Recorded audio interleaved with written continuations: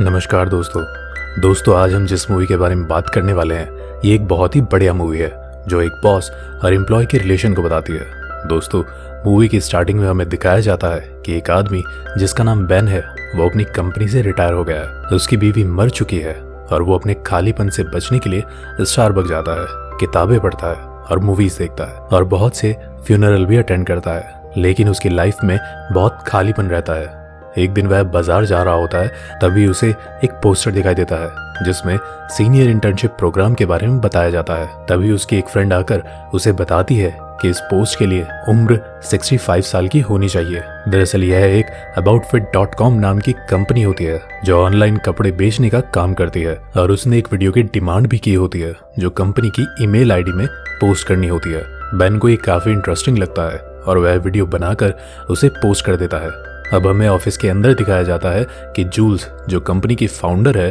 Customer call attend कर रही होती है और उसके बाद असिस्टेंट उसे मीटिंग के बारे में बताती है और ऑफिस में एक टेबल पर रखे सामान को देखकर जूल्स परेशान हो जाती है।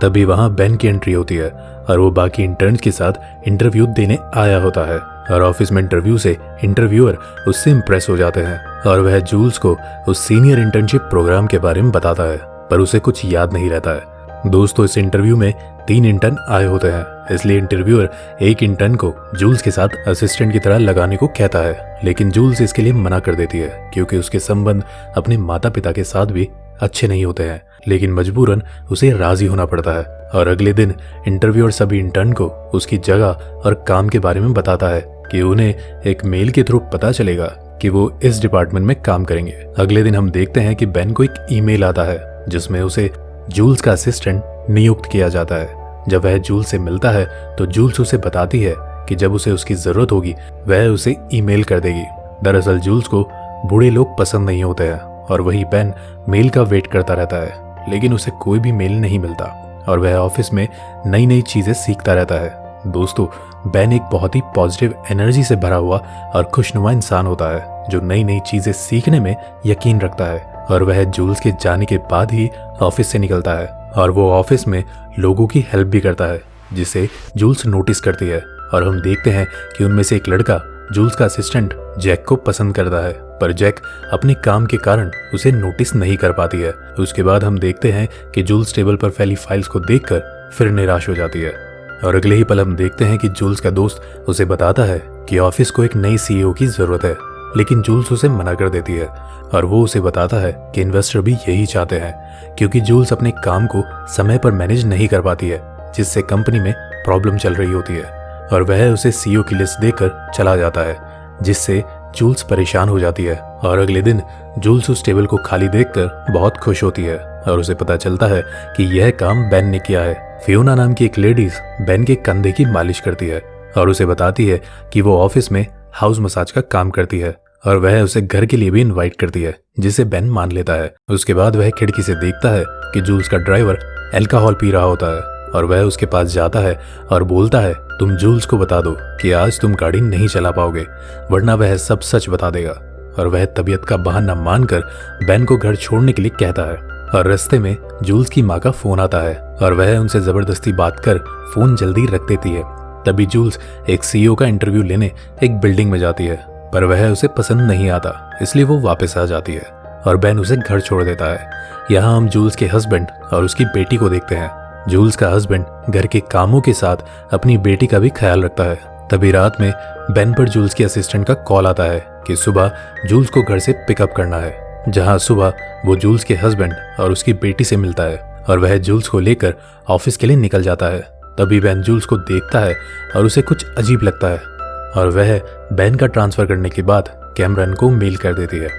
और बेन उसे ऑफिस छोड़ देता है और वह मालिश के लिए फियोना के पास चला जाता है। तभी हम देखते हैं कि ऑफिस के बाद सारा स्टाफ चला जाता है और जूल्स बेन के पास आकर अपना खाना शेयर करती है और वह उसे बताता है कि वह एक फोन बुक कंपनी में मैनेजर का काम करता था। दरअसल जूल्स का जो ऑफिस होता है वह एक प्रिंटिंग प्रेस हुआ करती थी जिसमें बेन काम करता था और उन्होंने वहां 40 साल तक काम किया होता है,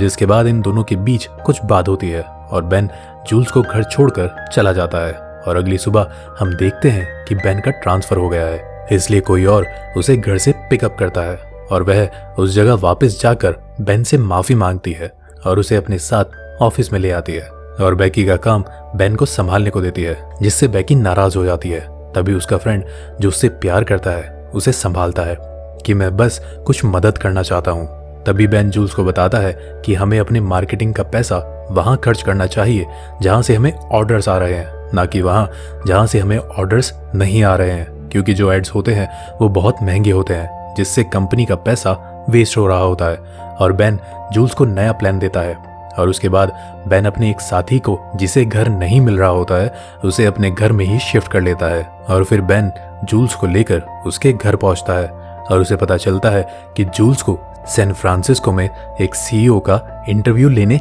जाना है, जिसके लिए बेन उसके साथ चलने को तैयार हो जाता है। उसके बाद जूल्स गाड़ी में अपनी माँ के फ़ोन से परेशान हो जाती है और अपने दोस्त को माँ के बारे में कुछ लिखकर मेल करती है, पर गलती से वह जूल्स की माँ को चला जाता है क्योंकि उसकी माँ अपने सारे मेल शाम को चेक करती है। इसलिए जूल्स वहाँ बेन और उसकी टीम को भेजती है, जहाँ चाबी से दरवाज़ा खोलने के बाद उन्हें अलार्म दिखाई देता है। उन्हें लगता है कि यह एक फेक अलार्म है, लेकिन वो अलार्म फेक नहीं होता है और मेल को लैपटॉप से डिलीट करने के बाद पुलिस के आने से पहले वो वहाँ से भाग जाते हैं और शाम को सब पार्टी करते हैं, जिसमें जूल्स बहुत ज़्यादा पी लेती है, लेकिन बेन उसे संभालता है और घर छोड़ देता है।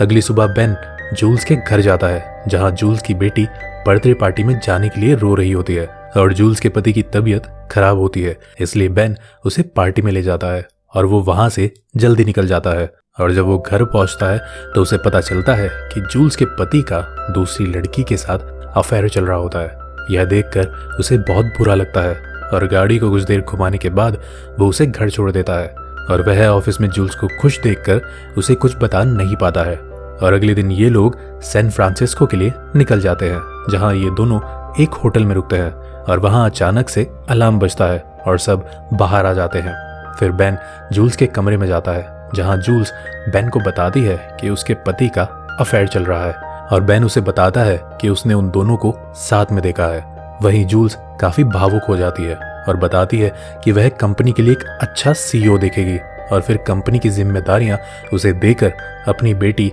और पति के साथ घर संभालेगी, जिससे उन दोनों के संबंध अच्छे हो जाएंगे। और अगली सुबह जूल्स नए सीईओ का इंटरव्यू लेने जाती है और उससे इम्प्रेस होकर उसे अपॉइंट कर लेती है और घर जाकर अपने पति को बताती है और इसके बाद बहुत दुखी हो जाती है, क्योंकि वो अपनी कंपनी को अपने तरीके से चलाना चाहती है, ना कि किसी सीईओ की मदद से। और वह अगले दिन बेन से मिलने उसके घर जाती है, जहां वो फियोना को देखती है और बेन को अपना फाइनल डिसीजन बताती है, जिससे बेन उसे बताता है कि जिस तरह से वो कंपनी को चलाती है कोई और नहीं चला सकता। यहाँ बेन और जूल्स के बीच कुछ बात होती है और बेन उसे ऑफिस छोड़ देता है। तभी जूल्स का पति ऑफिस आता है और बताता है कि उसकी वजह से वो कंपनी से दूर ना हो और कंपनी को खुद से संभाले और वह एक अच्छा हस्बैंड जरूर बनकर दिखाएगा। और जूल्स कंपनी चलाने के लिए मान जाती है और वो दोबारा से बेन से मिलने जाती है, जहां बेन एक पार्क में योगा कर रहा होता है, जिसमें जूल्स उसका साथ देती है और कहानी उसी पार्क में आ जाती है जहां से शुरू होती है। दोस्तों, प्यार, मेहनत और अपनी जिंदगी के सपनों को कैसे जीना है, यह मूवी आपको यही सिखाती है। यह मूवी 2015 में आई थी, जिसका बजट 35 to 40 मिलियन डॉलर था और इसने बॉक्स ऑफिस पर 194.6 मिलियन डॉलर की कमाई की थी और इसकी IMDb रेटिंग 7.1 है। उम्मीद है यह मूवी की स्टोरी आपको पसंद आई होगी। फिर लौटूंगा एक और नई स्टोरी के साथ। तब तक के लिए धन्यवाद।